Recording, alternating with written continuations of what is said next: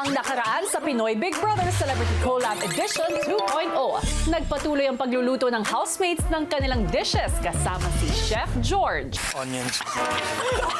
Hindi po lasang adobo. Hindi, kasi lulutuin mo pa. Lulutuin pa. Hindi lulutuin pa kasi. Sapat na po talaga yung pagbisita ni Daddy Kuya. Lalo pa po na naging bahagi po siya para sa aming weekly task. At nakapili na ang housemates ng dishes para sa kanilang menu. Tomorrow, magkakaroon tayo ng 3 food tasters na darating dito sa bahay. And Kuya will only give us 2 hours to prepare. Ngayong gabi, ang mga surprise food tasters. Ay! Daddy! Ay! Ate! Pagkabi sa'yo. Abangan na lahat ng yan dito lang sa Pinoy Big Brother Celebrity Collab Edition 2.0. Sa panibagong araw sa bahay ni Kuya,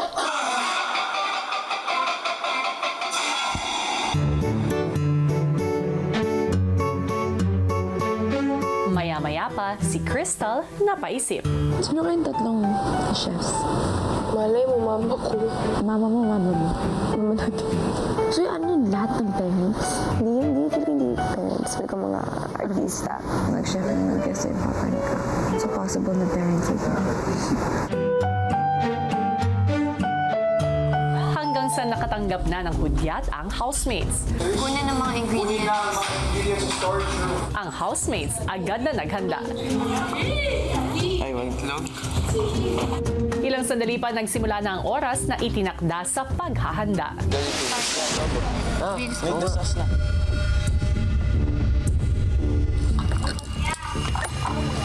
Guys, start na ha! Sina Miguel at Keith kitang determinado sa kanilang iluluto. Organize. Huwag tayo masyado makalat. Nahihirapan tayo kanina. Ayaw agabi kasi makalat tayo. Importante po sa akin na maayos po yung naluto namin para po sa mga food tasters. Ito po yung magiging trial po namin kung okay po talaga yung magiging food po namin. Maririnig po namin yung mga critique po ng mga tao or ng mga food tasters po, kuya, na pwede po namin baguhin pa po before it's too late. Ang kapareho nilang naghahanda ng main dish na sina Ashley at Eliza, tinutulungan naman ni Princess. Kailangan po namin magluto para po sa mga food tasters. Meron lang po 2 oras po. Kinabahan po ako ng onti po, kuya. Habang ang ibang housemates, puspusan na rin ang paghahanda. Ganyan. Mag-experiment ka. Tama no? Gano'n kadami? Or pwede pa, 2 cheese pala. 2.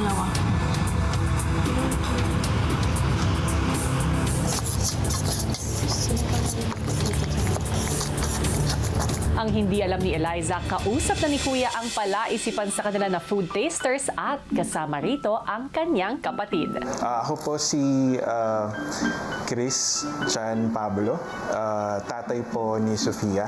Ako naman po kuya, si Chelsea po, ate po ni Eliza. Hello po, kuya. Ako po si Myra. Pinsan po ako ni Carmel. Welcome sa aking bahay. Thank you, kuya. Sa ngayon kasi ay abala ang aking mga housemates sa kanilang bagong weekly task. At kaya ko kayo naimbitahan ay para matulungan sila sa gawain ito sa kanilang bubuksan na PBB Bistro. Wow, kainan. Si Sofia po kasi, hindi po siya sa akin nakatira. Madalas yung makikita kami, talaga pong kumakain kami as in buffet, ganyan. So yun po talaga yung isa sa mga bonding namin. Kami po ni Eliza, di po kami nagbabanding sa pagluto. Ang banding po namin, kakain lang po kami. Yung kung ano po yung ire-request namin na pagkain, yun po yung gagawin ng parents namin. And hindi man po halata sa katawan ni Ellie, pero siya po talaga, malakas po siya kumain, kuya. Si Carmel po is solong anak lang po talaga. Pag may family gathering po kami, lagi po kaming magpipinsan po, nagpaplano po, lalabas po kami, kakain. And then, sa bahay po ng lola po namin, kuya. Sa aking palagay ay kayo ang akma para maging food tasters at tikman ang niluto ng mga housemates. Kailangan niyo itong i-rank o bigyan ng rating yung kanilang nilutong dish. Maya-maya pa, ilang minuto na ang lumipas. Let's go, Lucky. 1 hour 30. 1 hour 30! Sina Miguel at Heath, inasikaso na ang pasta sauce. You put water, di ba? Or yung soy sauce mo? Soy sauce, vinegar and water in here. Tapos pag too salty, I add more water. I have to add a little bit more. Kasi hindi pa ano. Heath.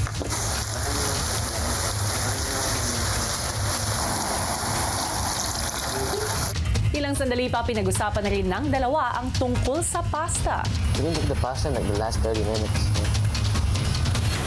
Para hindi magsagi yung pasta. Hanggang sa Isang oras na lang. Isang oras. sina Ashley at Eliza tila inaalala ang plating. Okay ba ito? Yung mashed potato Mashed potato dito lang. Sipunin natin sa isang gilid. Kung gusto niyo talaga ng parang yung mashed potato mukhang ano, dapat mas creamy pa yung consistency. Parang hindi siya mukhang concrete. Gusto niyo lagyan pa milk? Ilang saglit pa sina Miguel at Heath tinikman na ang kanilang adobo. Taste mo. Wasn't it a lot more lighter brown? Hindi ko nalalasahan yung cream. Tatansya mo ba kung ilan half neto or 3/4? Paubos na nga eh. There's still so much more. Kaya nga. Salty. Kaya nga we add more. Not cream, we add water if it's maalat. Are you sure?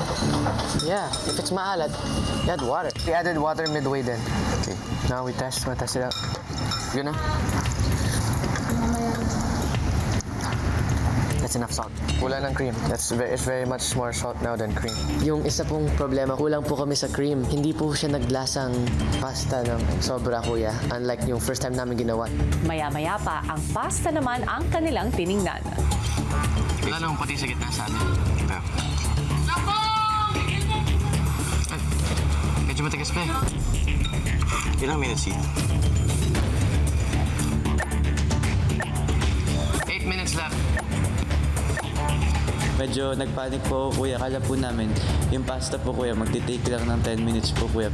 Nang masiguro ng luto na ang pasta, si Miguel agad na pinasok ito at sinama na sa sauce. Okay na. Naluto po siya parang last 5 minutes. Tapos kailangan pa po namin ihalo sa sauce. Tapos kailangan pa po namin mag-plating. There was a part of me na talaga nagpapanik po kuya na kailangan po namin gawin yung plating na mabilis. Oh! Ang dami neto, Miguel. Yan, alay mo.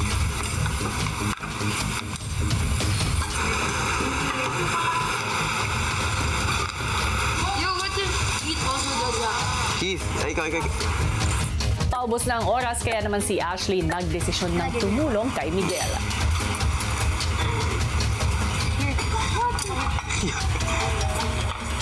Put the chicken on top, Keith. At sa huling 30 seconds, Background effects na. Tissue nga, tissue. Keith, tissue. Okay na ba yun?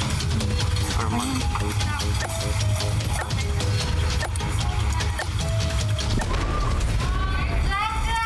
Great job, y'all.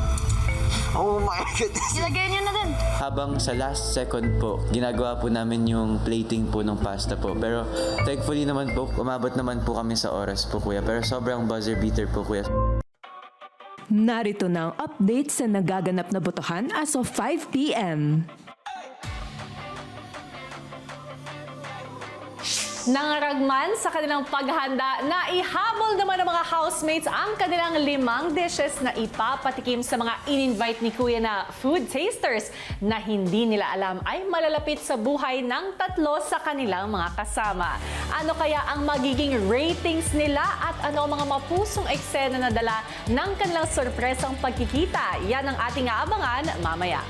Hello Philippines and hello world! Eto na nga, magsisimula na ang PBB Bistro bukas! Bukod sa full course meal, ito ay 60-minute experience din sa loob ng bahay. Dahil naku, dyan mismo kayo kakain at pagsisilbihan ng ating mga housemates. Sulit na sulit talaga ang inyong mga reservations. Kaya naman i-book nyo na yan dahil hanggang Biyernes lang ito at bawat araw ay may 3 tayong batches na papasok. Ang unang batch ay 5 p.m., second batch 6:30 p.m. at makakapasok ang last batch ng 8 p.m. So, go na at at magbigay ng suporta sa weekly task ng ating mga housemates na syempre pa bahagi ng kikitain ng PBB Bistro ay mapupunta sa kanilang big charity mission. Sa ngayon, balikan muna natin ang pagsisimula ng food tasting sa loob ng bahay. Paano nga ba ito makakatulong sa pagbubukas nila ng PBB Bistro? Ituloy natin ang kwento. Matapos nilang mailuto ang kanilang final 5 dishes, ipinatawag na ni Kuya ang task leaders. Task leaders, Yes po, Kuya. nais kong ipaalam sa inyo sa magaganap na food tasting, mahahati kayong mga housemates sa 5 grupo. At bawat grupo ay maghahatid ng isang dish para sa mga food tasters. At ipapaliwanag ito. Para sa kanilang food tasting, ibang grupo ng housemates ang nakatoka na magpresenta ng dish ng mga kasama. Guys, may pag-present ng food, kailangan alam nyo kung paano na siya ginawa, kung ano yung ginamit namin. Maya-maya pa, pinaghanda na sila para sa magaganap na food tasting. Wow!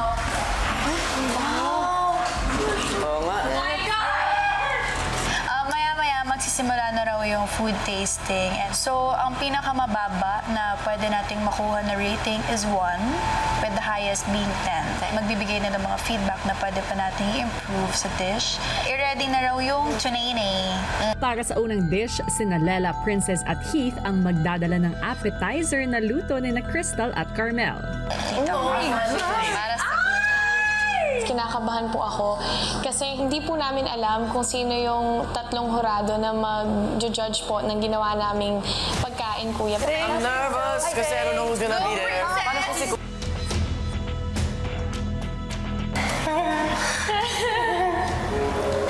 Hello po. Hindi ko naman po sila, Kuya, namukaan or kilala po personally. Feeling ko po, Kuya, mga family member po, kaya siguro sila, Kuya, ng mga nominated this week, Kuya. Hello po! We present to you Nene! Ang naging base po nila for Tunay is lumpia wrapper lang po and then fry lang po nila ito sa pan. Tapos yung tuna naman po is drain muna po nila yung oil. Tapos hinaluan po nila ng Japanese mayo with salt and pepper. Tapos yun po yung ginawang palaman sa lumpia wrapper. Nakita ko sila, parang nawala po yung kaba ko, Kuya, kasi they look really chill. So ito po yung tunay. Thank you. Thank you po. Thank you.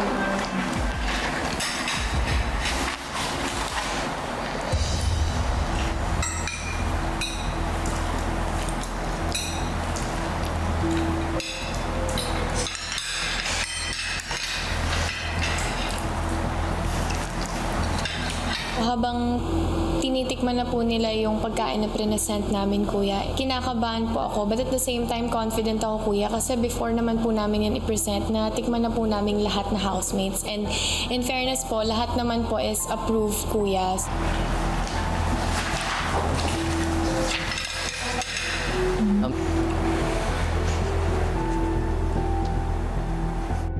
Matapos tikman ang kanilang unang appetizer, nagbigay na ng komento ang tasters.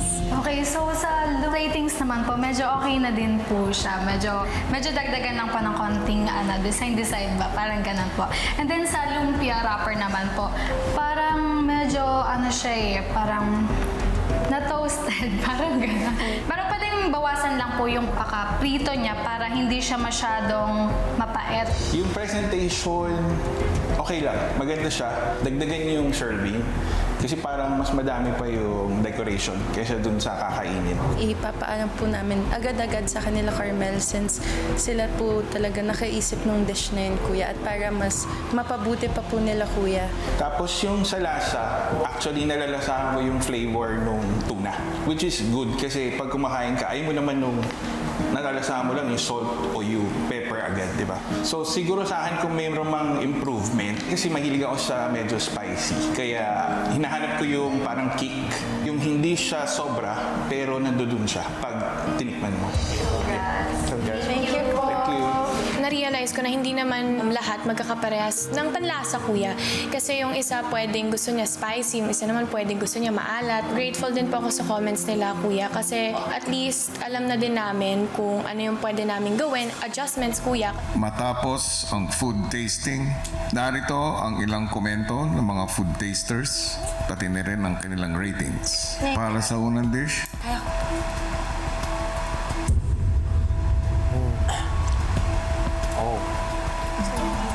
It's too crispy. I think honest feedback po talaga yung binigay nila sa amin. I know na ginawa po nila yun para mag-improve po kami sa pagluluto namin. Salty, hindi naman matigas. Ooh, this is good to the flavors there. Yes, sir. Taray, parang review sa ano. Ako yung gumawa ng suna. Okay. Kinabahan po kasi ako, kuya, sa pagtimpla po nun, kuyang tuna, kuya. So, nung time na nakita ko po, kuya, sa plasma kung ano man po yung feedback nila, kuya, talagang ang gaan sa pakiramdam po and ang sarap po sa pakiramdam, kuya.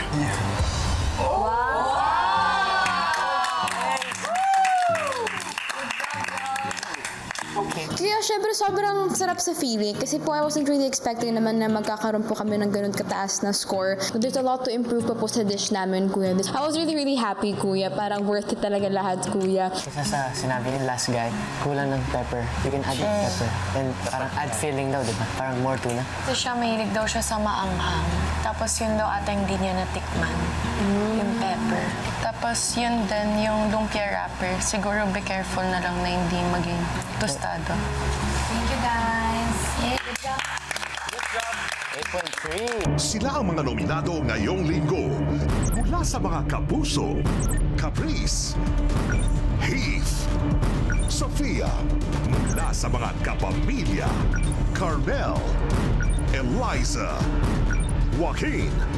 Sinong kapuso at kapamilya ang gusto mong iligtas? To vote, use the My app and choose the housemate you want to save. You have the power to vote.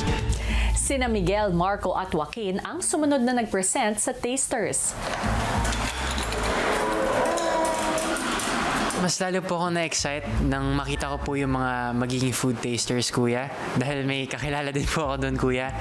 Hello po. Medyo kabado din po ako sa kanila, kuya. Pero nung nakita ko po na may familiar faces, katulad po ni Ate Chelsea na madalas ko po makausap sa labas, kuya. Gumaan po yung pakiramdam ko po, kuya. She's Miss Lady. Here po.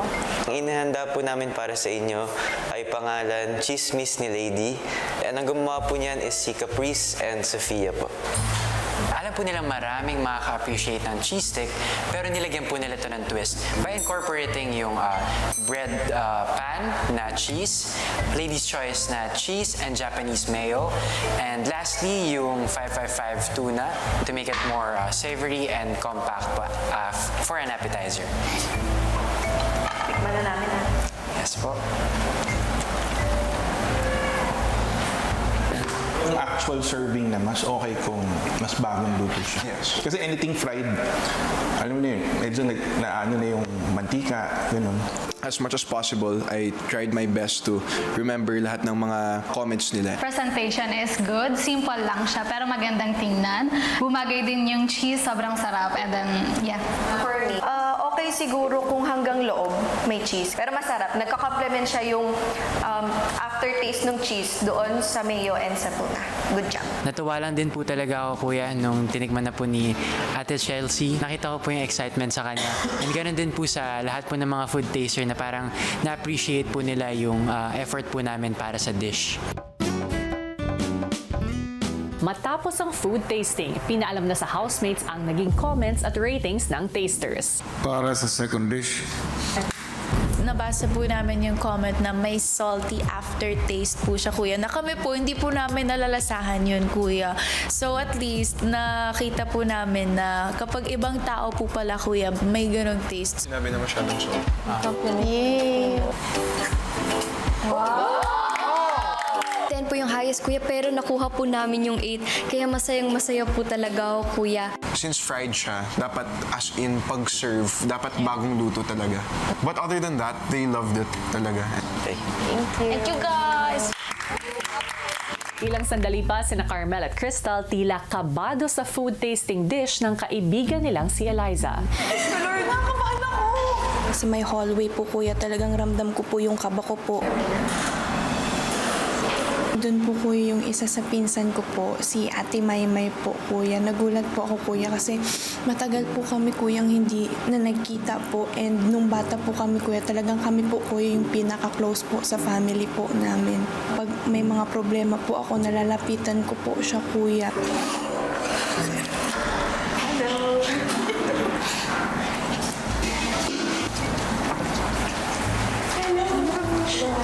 Tawag po namin dyan is OTW with exclamation point or on the wings po, made by Ashley and Eliza po. So we have here soy honey garlic chicken po, and then meron po kaming mashed potatoes with the dip po. Recipe po yan ng ate ni Ashley.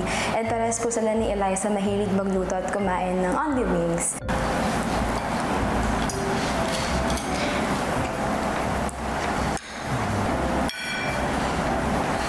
Talagang kinakabahan din po, pero hindi po talaga mawala sa isipan ko na tumingin po doon kuya sa kay Ate Maymay po kuya. Sa platings, maganda siyang tingnan, and then yung mashed potato is medyo walang lasa, and then nahaluan pa nitong chicken. Nag-complement yung lasa nilang dalawa. Masarap siya. Yung dip, hindi siya nag-complement. Then yung chicken itself, may part na medyo raw pa. Sa chicken, tsaka sa mashed potato, normally hinahanap ko gravy. Pero yung chicken, masarap yung recipe. Si Carmel tila naging emosyonal nang malapit nang matapos ang food tasting. Yung lasa niya nandoon. Salamat po. Thank you. Yes, yung Ate May. Talagang naging emotional po kuya kasi hindi ko po talaga in-expect kuya na pupunta po siya dito. Makikita ko po siya kuya. Yun nga lang po, hindi ko po siya kuya nayakap. Eh bakit di mo nga niyakap? Kuya, akala ko po kasi kuya bawal po siyang yakapin kuya. Kung ganon, Carmel, sa puntong ito ay papayagan kitang bumalik doon sa task room para yakapin siya.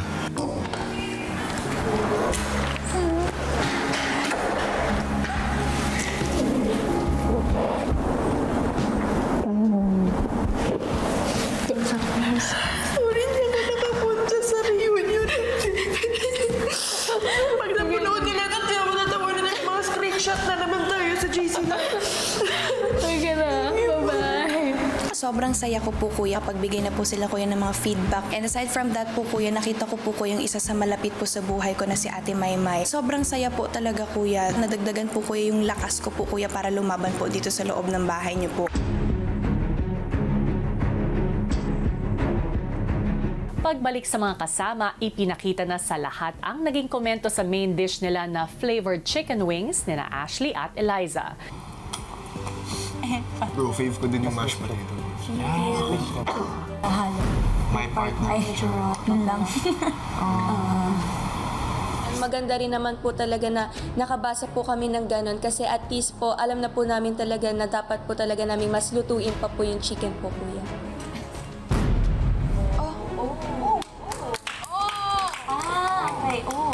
Matapos marinig ang komento sa kanilang nilutong dish, sina Ashley at Eliza naman ang sunod na haharap sa food tasters na hindi alam ni Eliza ay kasama ang kanyang ate. Let's go, Ellie! Let's go, Ashley! Kinakabahan ako. Bakit gano'n? Super kinakabahan po talaga ako kasi baka po mga literal po na mga chefs po yung magte-taste po talaga ng pagkain po kuya. Ay, parang...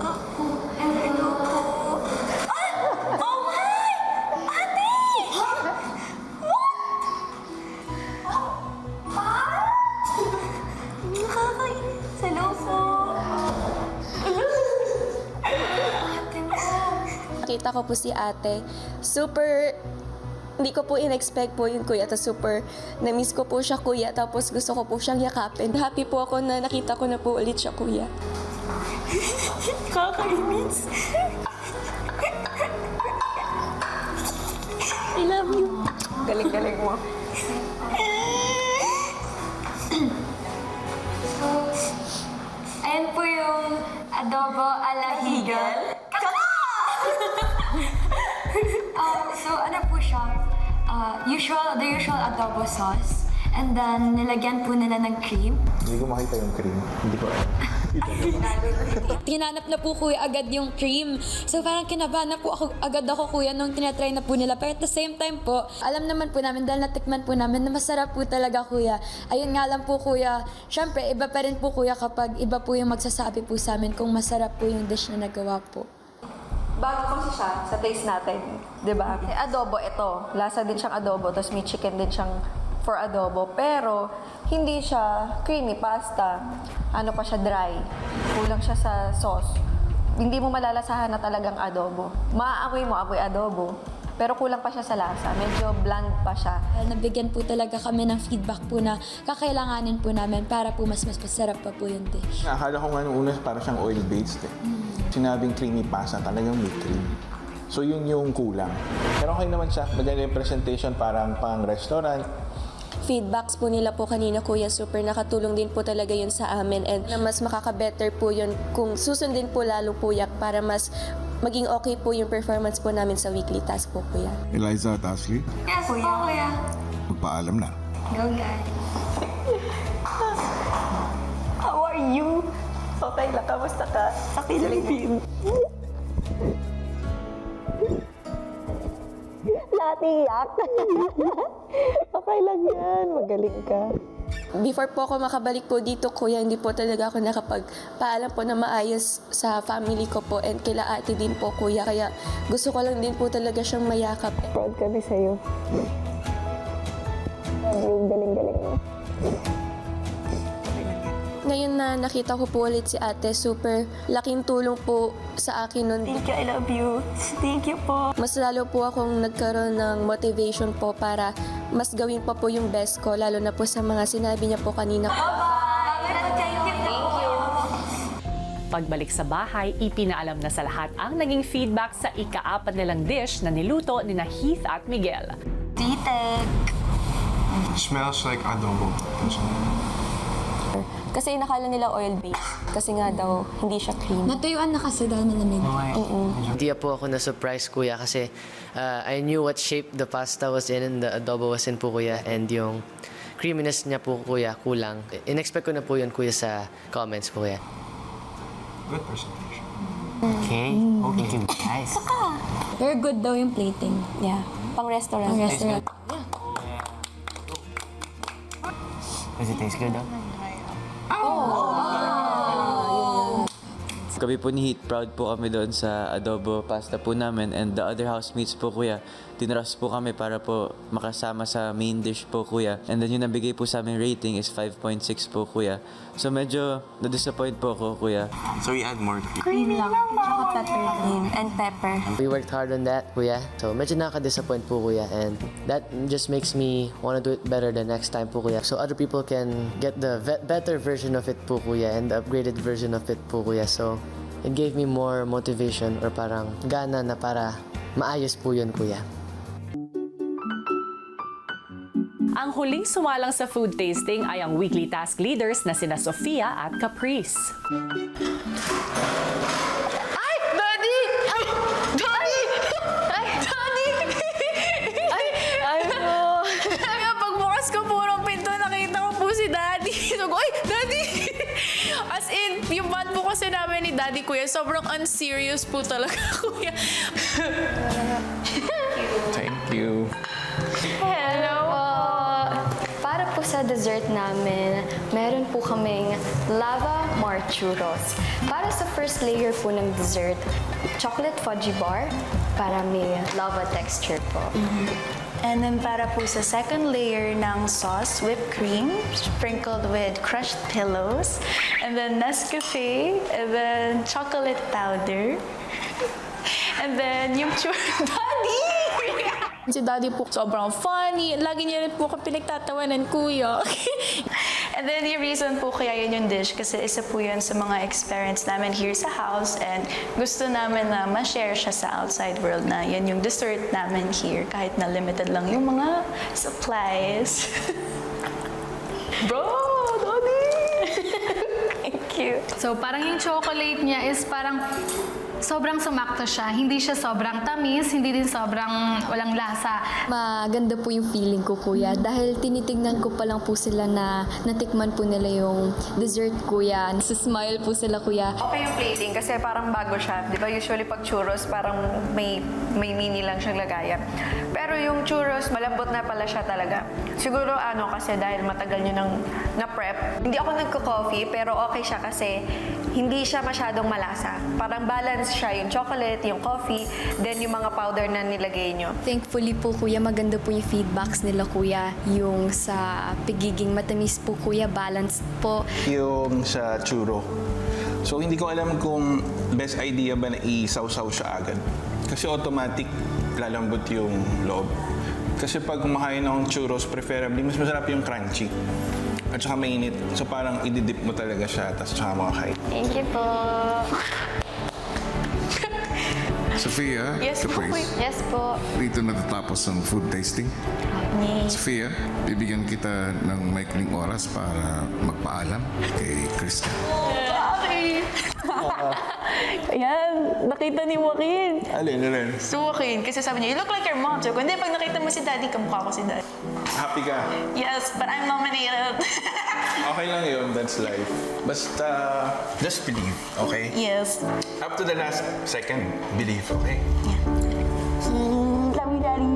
Si Daddy po, kuya, kahit na hindi po ako lumaki na kasama po talaga si Daddy ko. Hindi naman po kasi nagkulang si Daddy, kuya, na iparamdam po sa akin na may Daddy po ako. Kaya kahit papano, kuya, lumaki pa rin po ako na feeling ko, buo po yung family ko, kuya. Habang tumatanda po ako, kuya, mas nagiging closer po talaga kami ni Daddy.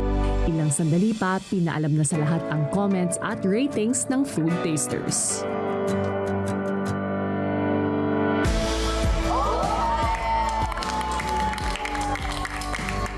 Mataas po yung rating sa amin at grateful po talaga kami sa mga judges na nagustuhan po nila ang aming dish. Siguro ang comments lang nila is yung sa sauce. Hindi daw sila sure if it's a good idea na nakadip na. Since kapag nakadip, automatic, lalambot na yung kabilang half ng churros. But overall, it's great.